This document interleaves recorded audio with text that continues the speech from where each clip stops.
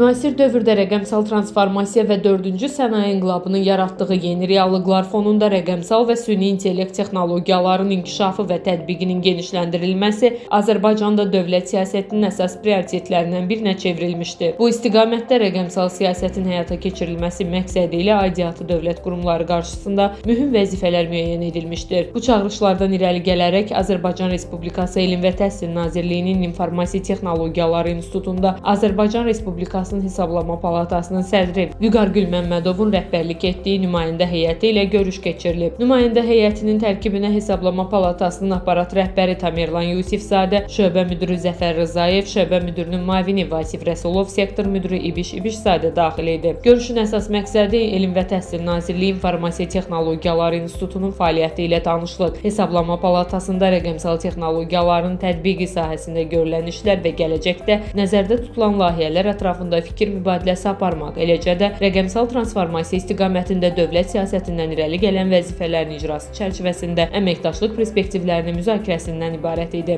Əvvəlcə nümayəndə heyəti institutda yaradılan maddi-texniki bazanın vəziyyəti, elmi və texnoloji mərkəzlərin fəaliyyəti, eləcə də burada tətbiq olunan innovativ həllərlə yaxından tanış olub. Görüşdə çıxış edən AMEA-nın vitse-prezidenti, İnformasiya Texnologiyaları İnstitutunun baş direktoru akademik Rasim Əliquliyev, İnformasiya Texnologiyaları İnstitutunun yaranma tarixi, əsas fəaliyyət istiqamətləri, elmi innovativ layihələri, dövlətin strateji prioritetlərinə, milli maraqlara uyğun aparılan tədqiqatlar, elm və təhsilin inteqrasiyası, beynəlxalq əməkdaşlıq əlaqələrinin inkişafı, o cümlədən elmin populyarlaşdırılması istiqamətində görülən işlər haqqında ətraflı məlumat verib. Akademik Rasim Əliquliyev İnstitutun İKT-nin müasir problemlərinə dair multidisiplinar elmi tədqiqatlar aparan bir qurum olduğunu, burada qabaqcıl informasiya texnologiyaları, süni intellekt, rəqəmsal transformasiyalar və informasiya cəmiyyətinin formalaşmasının aktual elmi nəzəri və tətbiqi problemlərinin dərindən araşdırıldığını vurğulayıb. Azərbaycan Respublikasının Hesablama Palatasının sədri Vüqar Gülməmmədov çıxış edərək palatanın ölkədə kənar dövlət maliyyə nəzarəti orqanı kimi fəaliyyət göstərdiyini, dünyanın müxtəlif ölkələrinin ali audit qurumları, eləcə də